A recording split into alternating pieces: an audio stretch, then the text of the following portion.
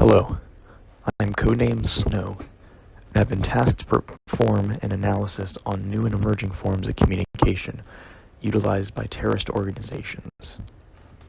The following slides will display the goals, content, and key judgments I got from the research I conducted, both through secondary sources and through string searches on Twitter.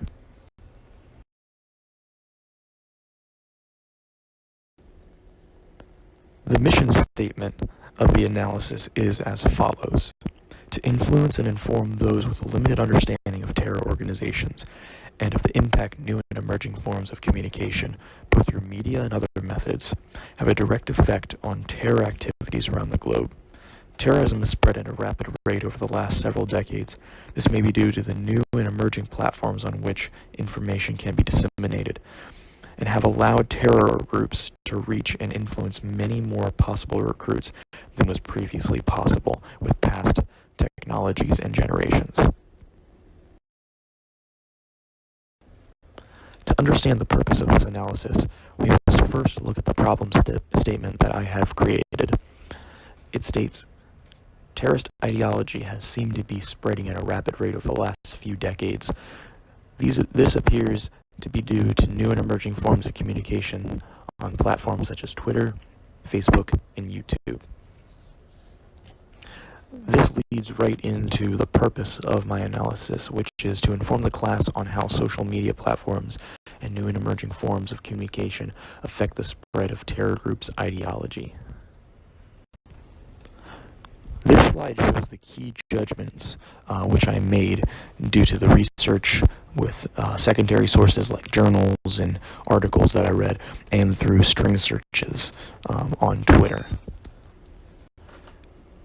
The first key judgment is, with high confidence, it can be said that emerging forms of communications, such as social media, has made it easier for terrorist organizations to talk and engage with potential recruits across the world. The spread of information has transcended regions, languages, cultures, and allowed the spreading of radical ideology.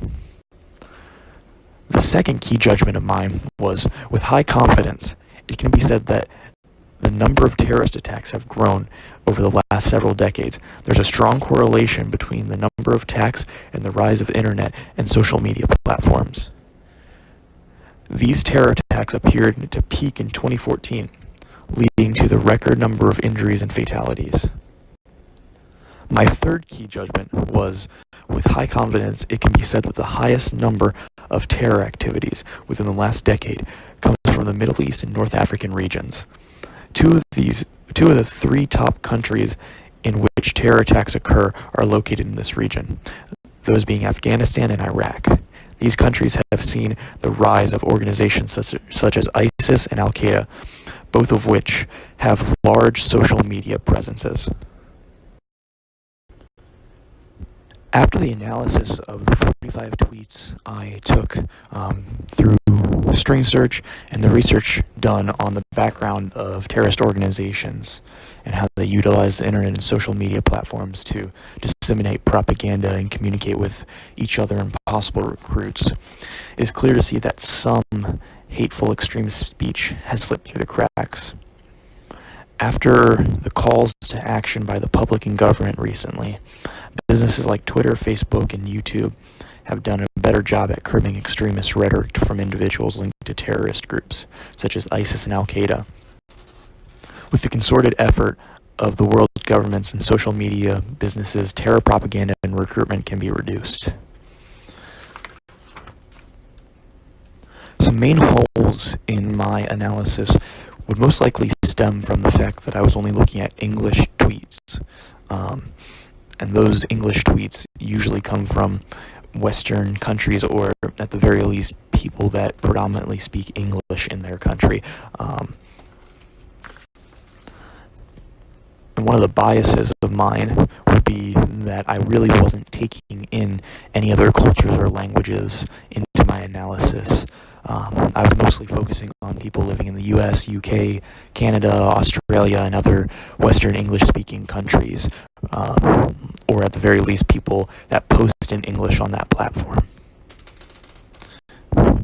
If I had to redo the analysis over again, most likely I would try to go through tweets from other countries, specifically the ones in North Africa and the Middle East, and have them translated to balance out the tweets that I got from the other Western-speaking countries.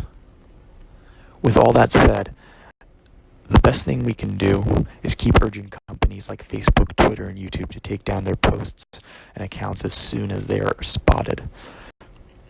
Until lawmakers and companies find a better way of policing their sites, little can be done that isn't being done already in the form of new and emerging communications on social media platforms for terrorist organizations.